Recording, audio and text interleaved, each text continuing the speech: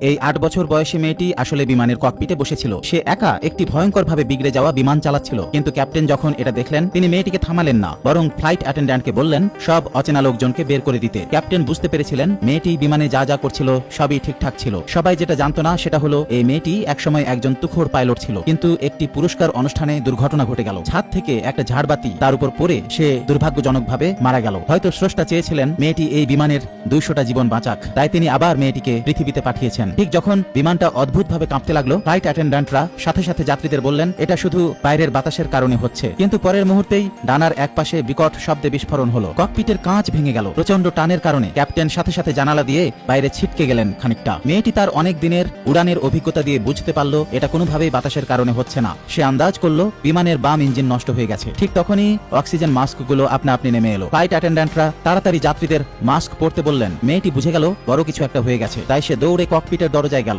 এবং মাথায় গেঁথে থাকা একটা কোড দিয়ে দরজা খুলল। এই দৃশ্য দেখে ফ্লাইট অ্যাটেন্ডেন্ট হা হয়ে গেল। একটা ছোট্ট মেয়ে বিমানের সবচেয়ে গোপন কোড জানে। মেয়েটি দরজা খোলার পরেই ভেতরের অবস্থা দেখে সবাই হতবাক। ক্যাপ্টেন চিৎকার করে তাদের বাঁচাতে বললেন। সবাই ছুটে গিয়ে ক্যাপ্টেনের প্যান্টের পা ধরলো। তখন ফ্লাইট অ্যাটেন্ডেন্টও সম্বিত ফিরে পেয়ে সাহায্য করতে এলেন। মেয়েটি বুঝলো তাকেই বিমান সামলাতে হবে, তাই সে কোনো দ্বিধা ছাড়াই পাইলটের সিটে বসে গেল। ক্যাপ্টেনের হাত কাঁচে কেটে গিয়েছিল, তিনি আর বিমান চালাতে পারছিলেন না। মেয়েটি শান্তভাবে তাকে চিন্তা না করতে বলল। এরপর সে বিমানের ভারসাম্য ঠিক করতে কন্ট্রোল ইয়ক ঠেলে দিল।